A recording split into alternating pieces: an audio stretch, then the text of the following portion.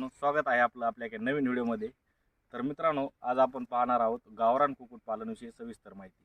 तर मित्रांनो, आपलं पाठीमागे शेड आहे, तुम्ही बघता हे गावरान कुक्कुट पालन प्लस शेळी पालनचं हे शेड आहे। 33 बाय 44 असं याची साईज आहे। तर मित्रांनो, हे ठिकाण आहे आपलं हिवरशिंगा गाव, तालुका शिरूर कासार, जिल्हा बीड। तर हे फार्म आपलं तुम्हाला दाखवतो कसं आहे। तर मित्रांनो, तुम्ही आपले जे बरेच व्हिडिओ आहेत त्या माध्यमातून हे फार्म बघितलेलं आहे, पण जे नवीन लोक पाहतात त्यांच्यासाठी मित्रांनो, तुम्ही जर नवीन असाल तर चॅनलला सबस्क्राईब करा आणि हा व्हिडिओ आवडल्यास जास्तीत जास्त शेअर करा, लाईक करा। तर चला मित्रांनो, आपण पाहणार आहोत की गावरान ज्या कोंबड्या आहेत त्यांचा खाद्याचा खर्च कसा असतो आणि त्यांना खाद्य काय काय द्यावं लागतं। तर मित्रांनो, तुम्ही बघा, आपण इकडे पाटी भरून एक पिरू आणलेले। तर हे जे पिरू आहेत ते आपण कोंबड्याला टाकणार आहेत। चला आपण पाहूया।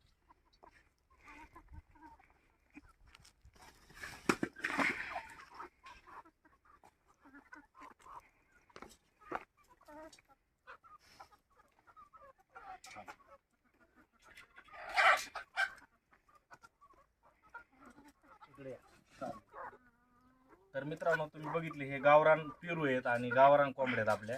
तर मित्रांनो, व्हिडिओ बनवण्याचं कारण असं आहे की हे ज्या गावरान कोंबड्या आहेत त्यांना फक्त 50% ते 40%च खर्च खाद्यावर आपला खर्च होतो।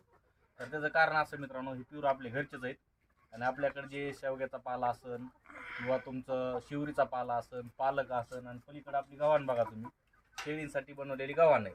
तर त्या गव्हाणीमध्ये ज्यावेळेस आपण शेळ्यांना खाद्य टाकतो तर ते पडलेलं खाद्य असं कोंबड्या येचून खातात, त्यामुळे ह्यांना खर्च जास्त येत नाही। तर मित्रांनो, आता बघा कोंबड्या अशा जमा व्हायला ते टाकलं की सगळ्या अशा पळत येतात। हे बघा मित्रांनो, बघू शकता तुम्ही कशा तुटून पडतात। तर हे खाद्य बाजारामध्ये विकण्यापेक्षा ह्याला सध्या भाव नाही, तर मग हे आपण आपल्या कोंबड्यांना द्यायचं किंवा तुमच्या जवळ जर मार्केट असेल तुम्ही मार्केटमधून हे आणू शकता आणि आपल्या कोंबड्यांना टाकू शकता। हे पौष्टिक असतं। तर बघा मित्रांनो, कोंबड्या कशा खातात, असं तुम्ही करू शकता। आणि आपलं सकाळचं खाद्याचं नियोजन असतं कोंबड्यांना तांदूळ, बाजरी आणि ज्वारी।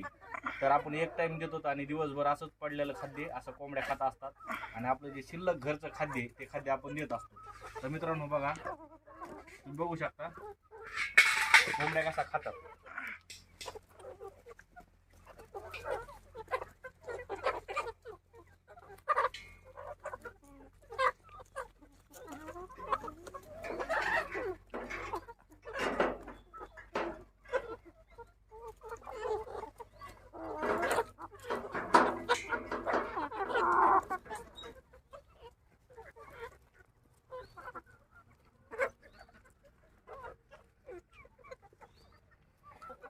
तर मित्रांनो, जे गावरान कोंबड्याचं जे खाद्याचं नियोजन असतं, तर बऱ्याच दिवसापासून कमेंट येत होत्या की आपले सबस्क्रायबर आहेत जे आपल्याला शेतकरी पाहतात आपल्या व्हिडिओच्या माध्यमातून, ते कमेंट करत असतात की तुम्ही तुमचं घरचं फार्म दाखवा। तर मित्रांनो, आपले छोटेखानी फार्म आहे, आपण हे जे 5-7 व्हिडिओ पण टाकलेले।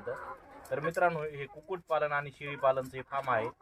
आपल्याकडं तब्बल जवळपास 200 ते 300 कोंबड्या होत्या गावरान। पण आपल्याकडे कसं आहे की व्हिडिओच्या माध्यमातून आपल्याला लोक पाहत असतात आणि लोक ओळखतात, त्यामुळे लोकांचे कॉल येतात की आम्हाला ह्या कोंबड्या पाहिजेत।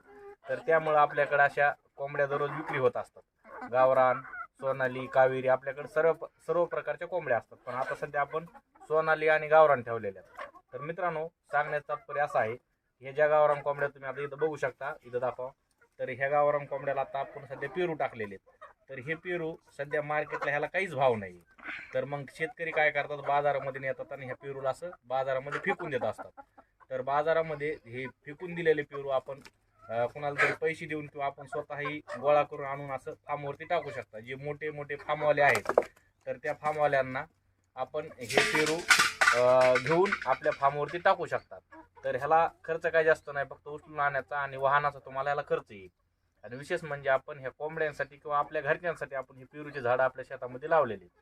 तर आपण ज्यावेळेस हे पेरू असे पिकतात त्यावेळेस ह्याला लोक घेत नाहीत, कारण त्यामध्ये आळ्या निघतात, जास्त पिकलेलं म्हणजे लोकांना भीती वाटते, त्यामुळे ह्या लोक खरेदी करत नाहीत। आणि पेरूचे बाग बरेच झालेले त्यामुळं ह्याला काय जास्त म्हणजे असा भाव नाही, त्यामुळे ह्या पेरूचं नुकसान होतं। म्हणजे ज्याच्याकडे असं सुविधा नाही त्यांचं नुकसान होतं। तर मित्रांनो, आपलं नुकसान वगैरे काही होत नाही। हेच पेरू आपण जे पिकलेले पेरू हे तोडून आणलेत आणि आता आपण कोंबड्याला टाकलेले, त्यामुळं आपला दररोजचा जो खर्च आहे ते एकदम 30 ते 40% कोंबड्यांना खर्च आहे। आणि मित्रांनो, विशेष म्हणजे आपलं शेळी पालन जे आहे त्यामध्ये आपण शेळ्यांना जे म्हणजे आपण चारा टाकतो, घास असन तुमचं तुतीचा पाला असेल किंवा शेवरीचा पाला असेल, हादग्याचा पाला असेल, कुठलाही पाला आपण या गव्हाणीमध्ये ज्यावेळेस टाकतो त्यावेळेस ह्या कोंबड्या पडल्याला जे वेस्टेज असतं ते कोंबड्या खातात. आणि यामध्ये जे आपण उकांडा केलेला आहे तर उकांडा आपण आपल्या फार्मवरतीच केलेला आहे. आणि उकांडा करण्याचं कारण असं आहे मित्रांनो की तुम्ही बघू शकता कोंबड्या तुम्हाला खाताना दिसत आहेत. तर उकांड्यामध्ये जे किड्या मुंगे जे आळ्या असतात ते फोडून खातात आणि जी लेंडी असते त्या लेंडीला पण फोडून त्याचं पूर्णपणे पीठ करत असतात. तर मित्रांनो असं आपलं हे नियोजन आहे. तुम्ही बघू शकता कोंबड्या या पेरूंना किती आवडीने खातात. तर असं तुम्ही ह्या म्हणजे कोंबड्यांना असं खाद्य टाकू शकता. तर मित्रांनो आपल्याकडे शेतामध्ये आपण जो भाजीपाला करत असतो त्यामध्ये पालक असतं, मेथी असतं, शेपू असतं किंवा तुमचे वांगे असतात, भरपूर असा प्रकारचा भाजीपाला असतो. तर बाजारला ज्यावेळेस तो भाजीपाला जातो त्यावेळेस त्या पेरूसारखीच त्याची पंगत असते. कधी कधी मार्केट ढासळतं. मग हा शेतकरी काय करतो, घरी वजन येण्यापेक्षा बाजारामध्ये फेकून देतो. आणि फेकून दिलेला भाजीपाला जे फिरास्ती जनावर असतं ते खातात. पण एवढा भाजीपाला कुठं खाणार, मग शिल्लक जो भाजीपाला तसाच पडलेला राहतो. तर तो भाजीपाला तुम्ही गोळा करून आणून असा कोंबड्यांना टाकू शकता. ज्यांचं मोठं फार्म आहे त्यांच्यासाठी हा एकदम म्हणजे एक नंबरचा पर्याय आहे. तर आपलं छोटे खाणी फार्म आहे, आपण काय असा म्हणजे कुठून बाजारातून भाजीपाला आणत नाहीत, कारण आपल्याकडे जो भाजीपाला घरी तोच उरलेला आपण घरी आणून आपल्या कोंबड्यांना टाकत असतो. तुम्ही असं आपल्या कोंबड्यांना हे खाद्यावर खर्च करू शकता. न यांना कुठं फीडचं खाद्य देण्याची गरज आहे, ना कुठलं बाहेरचं इकतचं खाद्य आणण्याची गरज आहे. तर असं कोंबड्या तुम्ही बघू शकता तिथे कोंबडी पूर्णपणे पेरू तिने एकदम असा हे केलेला आहे, म्हणजे पेरूला काहीच ठेवलेला नाही. आतमधला जो पदार्थ आहे, आतमधला जो म्हणजे मदगा आहे, मदगा म्हणलं जातं त्याला, तो पूर्ण त्यामधलं बी खाल्लेलं आहे आणि पेरू पूर्णपणे मोकळा केला आहे. आणि ज्यावेळेस अजून भूक लागेल तर हे पेरू पुन्हा परत खातात. आणि इथंच आपण जवळ पाणी ठेवलेलं आहे, कुठलं भांडं नाही किंवा कुठला वेस्टेज खर्च नाही. ह्यामध्ये पाणी ठेवलेलं ओपनमध्ये शेळ्या पण पितात आणि कोंबड्या पण पितात. तर अशा प्रकारचं हे मित्रांनो आपलं फार्म आहे. तर मित्रांनो तुम्हाला हे आपलं फार्म कसं वाटलं तर कमेंट करून तुम्ही नक्कीच कळवा. आणि तुम्हाला काही सविस्तर माहिती पाहिजे असेल तर तुम्ही कमेंट करून विचारू शकता. आणि मित्रांनो एक लाईक तर तुम्ही करू शकता. आणि चॅनलवरती नवीन असाल तर चॅनलला आपल्या सबस्क्राईब करा मित्रांनो. आणि तुमच्या काय अडचणी असल्यात तुम्ही कमेंटमध्ये नक्कीच विचारू शकता. तर मित्रांनो हे जे आपलं फार्म आहे यामध्ये आपण सोनाली जातीच्या कोंबड्या आहेत काही, आणि काही प्युअर गावरान जातीच्या कोंबड्या आहेत. सध्या आपल्याकडं कावेरी जात नाही. ही सोनाली जात यासाठी आणली की वर्षामधून सरासरी सोनाली जात 200 ते 250 अंडी देते.